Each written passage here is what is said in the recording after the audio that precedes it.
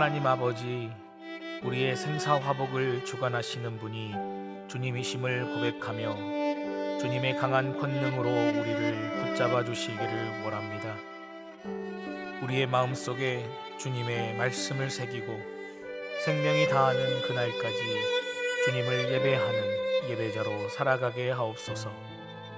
성령의 충만함을 허락하여 주사 생명을 주신 주님의 온전하신 뜻에 합당한 삶으로 주님께 영광 드리는 우리의 삶이 되게 하옵소서. 예수님의 이름으로 기도합니다. 아멘. 다 함께 찬송가 315장을 함께 찬송하시겠습니다.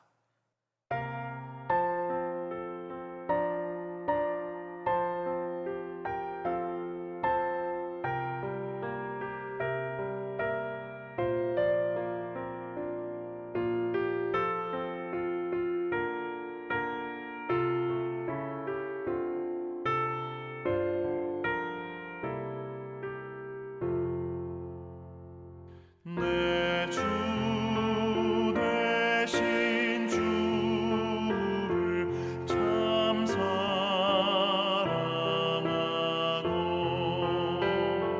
곧 그에게 죄를 다고합니다.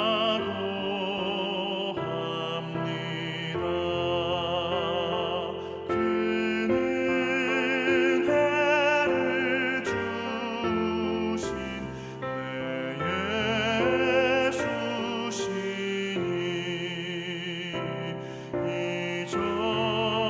이전보다 더욱 사랑합니다.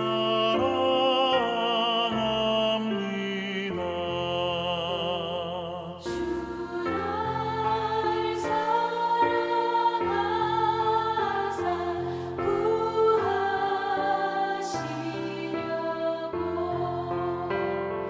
저 십자가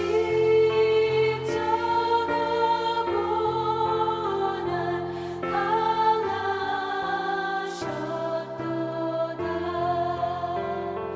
그 가시관 쓰신 내 주 배우니 이전보다 더욱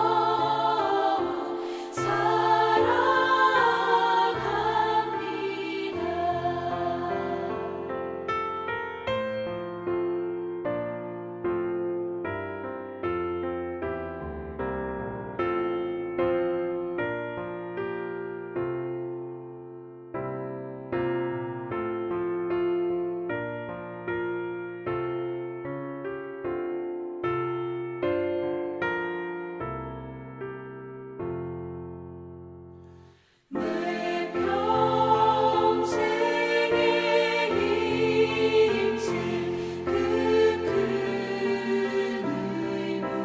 의무는 주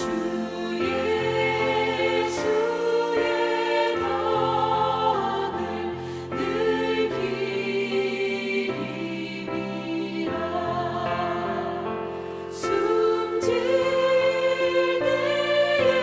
때에까지 내 할 말씀은 이전보다 더욱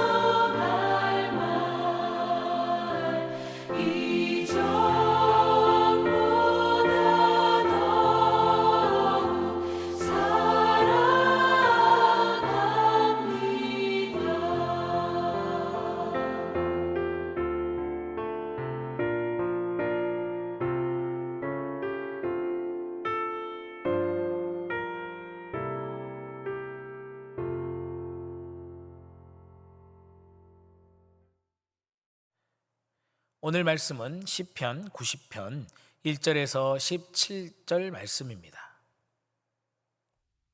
시편 90편.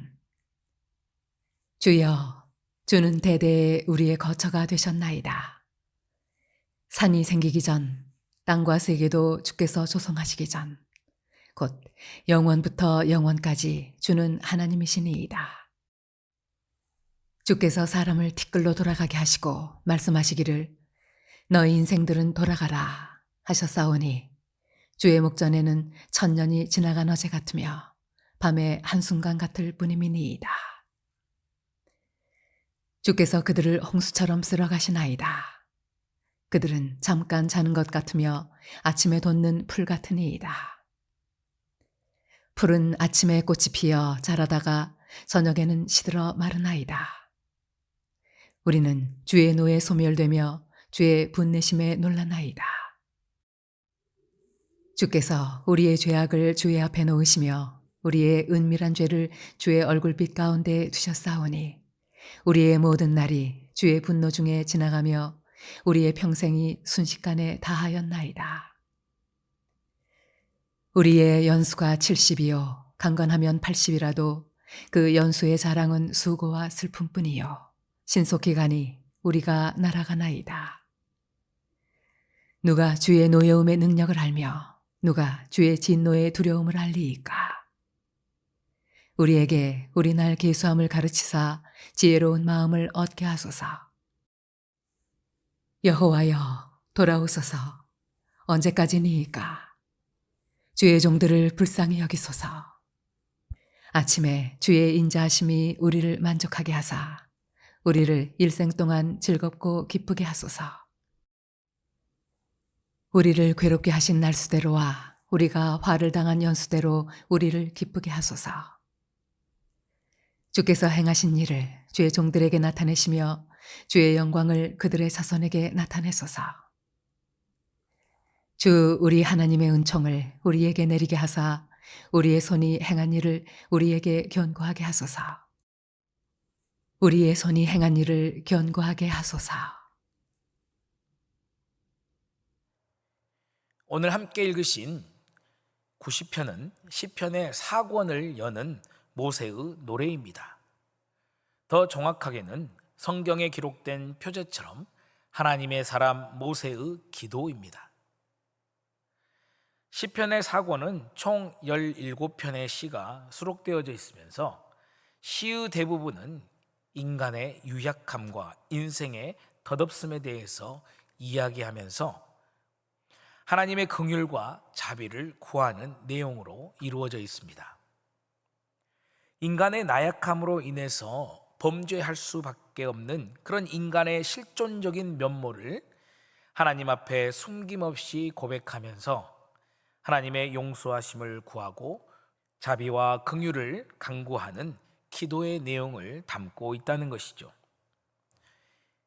이와 같은 맥락에서 오늘의 본문을 살펴보면 시편 4권을 여는 첫 장답게 우리 인생의 유한함을 적나라하게 기록하고 있습니다. 3절을 보시면 주께서 사람을 티끌로 돌아가게 하시고 말씀하시기를 너희 인생들은 돌아가라 하셨다고 고백합니다. 그리고 5절 6절을 보시면 그들은 잠깐 자는 것 같으며 아침에 돋는 풀 같으며 풀은 아침에 꽃이 피어 자라다가 저녁에는 시들어 마르나이다. 또한 10절을 보시면 우리의 연수가 70이요 강건하면 80이라도 그 연수의 자랑은 수고와 슬픔뿐이요 신속히 가니 우리가 날아가니이다. 아멘. 성경의 말씀은 우리 인생의 유한함에 대해서 명확하게 말씀하고 있습니다. 그렇습니다, 여러분. 모든 인생에는 반드시 끝이 있습니다. 그렇지 않습니까? 예외는 단 한 사람도 없었습니다. 우리의 역사 가운데 죽음을 맞이하지 않은 사람은 단 한 사람도 없었다는 것입니다.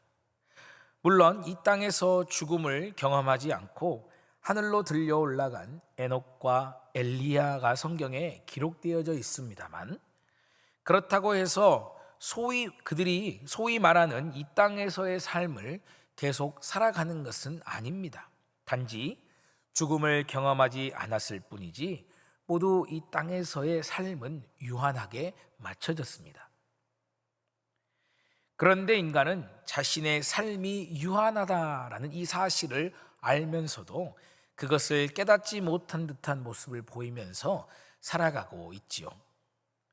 때때로 사람들은 죽음 이후에 있는 영원한 삶을 준비하지 않는 그런 모습으로 살아갑니다. 이 말은 이 땅에 오신 예수 그리스도를 믿지 않는 이 불신앙의 모습을 뜻하는 것입니다. 주 예수를 믿으라. 그리하면 너와 내 집이 구원을 얻으리라. 아멘. 예수님께서 말씀하신 이 진리의 말씀을 믿지 않는 불신의 모습을 말하는 것입니다. 그러나 히브리서 9장 27절은 이렇게 말씀합니다. 한 번 죽는 것은 사람에게 정해진 것이요 그 후에는 심판이 있으리니. 아멘. 성경은 사람이 죽는 것은 당연하고 그 후에는 심판이 있다라고 명확하게 말씀합니다. 그런데 이 말씀은 예수님을 믿지 않는 사람들 뿐만 아니라 예수님을 믿는 우리에게도 깊은 깨우침을 주시는 말씀입니다. 예수님을 믿는 자는 영원한 생명을 주셨다는 그 말씀만을 붙잡고 다른 말씀에는 귀를 기울이지 않고 살아갈 때가 종종 또는 많이 있기 때문입니다. 그러나 우리 예수님께서는 분명하게 말씀하셨습니다. 마태복음 7장 21절에서 나더러 주여 주여 하는 자마다 다 천국에 들어갈 것이 아니요 다만 하늘에 계신 내 아버지의 뜻대로 행하는 자라야 들어가리라. 아멘. 예수님을 주님이라고 부르면서도 하나님의 뜻대로 행하지 않으면 천국에 들어갈 수 없다고 하신 바로 경고의 말씀입니다. 예수 그리스도를 믿는다고 하면서도 내 뜻대로 내 생각대로 살아가는 자들에게 주시는 엄중한 경고의 말씀입니다. 예수님을 믿는다고 하면서도 그분의 말씀대로 사는 경건의 삶을 살아가지 않는 것을 예수님께서는 지적하고 계시는 겁니다. 주님을 주님으로 부르면서 아버지의 뜻대로 행하지 않은 대표적인 사람이 성경에 나와 있습니다. 누가복음 18장 11절에 기도를 드린 그 주인공이 그렇습니다. 하나님이여 나는 다른 사람들 곧 토색, 불의, 간음을 하는 자들과 같지 아니하고 이 세례와도 같지 아니함을 감사하나이다. 나는 일에 2번씩 금식하고 또 소득의 11조를 드리나이다. 누구입니까 여러분? 바로 바리새인입니다. 바리새인이 하나님을 하나님으로 믿지 않았습니까? 아닙니다. 그 누구보다도 하나님을 향한 그 열정으로 가득 차 있는 사람입니다. 바울도 바리새인이지 않았습니까? 바울과 같이 하나님을 믿는 이 신앙의 열정이 누구보다 강했습니다. 그런데 이 바리새인의 마음속을 들여다보면요, 하나님에 대한 열정보다는 하나님을 믿는 유대교에 대한 열망이 더 강했던 것을 알 수 있습니다. 그는 하나님을 믿는 이 신앙생활을 했다기보다는 하나님을 등에 업고 있는 유대교라는 그런 교리에 더 마음을 두고 그 교리를 신봉했던 사람이었습니다. 그런 사람을 두고 누가복음 18장 9절에서는 예수님께서 이렇게 부르십니다. 자기를 의롭다고 믿고 다른 사람을 멸시하는 자. 하나님을 믿지만 자신을 믿는 사람이었다는 것이죠. 주님의 이름을 부르면서도 자신의 의의를 드러내며 가식적인 믿음의 생활을 한 사람이라는 것입니다. 여러분, 우리 기독교의 특징은 이 믿음의 양날개에 있습니다. 하나는 하나님을 향한 믿음, 그리고 나머지 하나는 하나님의 뜻대로 사는 실천적인 삶입니다. 방금 전에 읽으신 마태복음 7장 21절이 바로 그것을 직접적으로 선포하는 그 말씀입니다. 야고보서 2장 26절에서도 행함이 없는 믿음은 바로 죽은 믿음이다라고 강조하면서 믿음과 행함의 두 향날개를 강조하고 있습니다. 믿음과 행함의 일치 안에서 살아가는 것이 바로 유한한 인생을 멋지게 살아가는 방법일 것입니다. 믿음과 행함의 일치 안에서 살아가는 자의 삶 안에 나타나는 것이 바로 본문 14절 이하의 말씀에서 기록하고 있습니다. 14절을 보시면 아침에 주의 인자하심이 우리를 만족하게 하사 우리를 일생 동안 즐겁고 기쁘게 하소서. 아멘.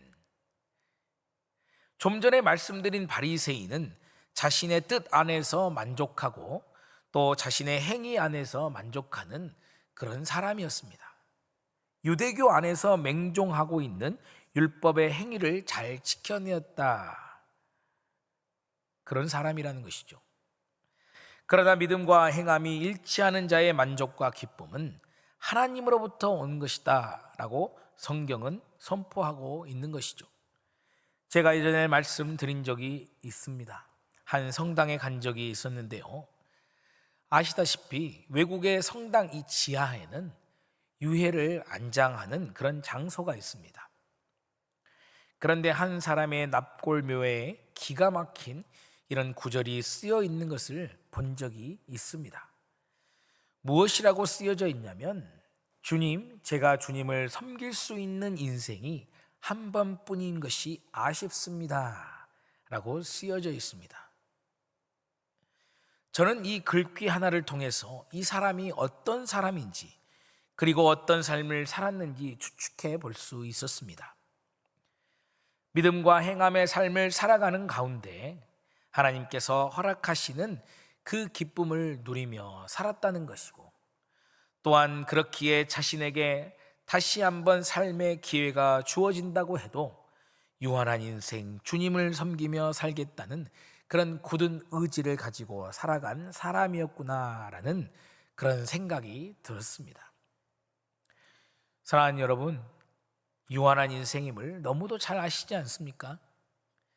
유한한 인생, 주님의 뜻대로 살기에도 너무나 짧은 인생입니다. 믿음과 실천의 양날개로 믿음의 삶을 살아가며 하늘로부터 주시는 만족과 기쁨을 누리는 우리 모두의 삶이 되기를 이 아침에 주님의 이름으로 축복합니다. 기도하겠습니다. 사랑해 주님, 감사합니다. 유한한 인생을 허무하게 끝나지 않게 하시고 하늘로부터 내려주시는 만족과 기쁨의 소망을 품게 하시니 감사합니다. 우리에게 선포하시는 엄중한 주님의 말씀을 마음속에 품고 주님을 향한 굳건한 믿음과 그 믿음에 합당한 삶을 살아내도록 인도하여 주시옵소서. 우리의 생각대로 뜻대로 살아가는 것이 아니라 온전하신 아버지의 뜻대로 살아가는 우리의 삶이 되도록 성령님, 우리 삶을 인도하여 주시옵소서. 감사드리며 예수님 이름으로 기도드립니다. 아멘.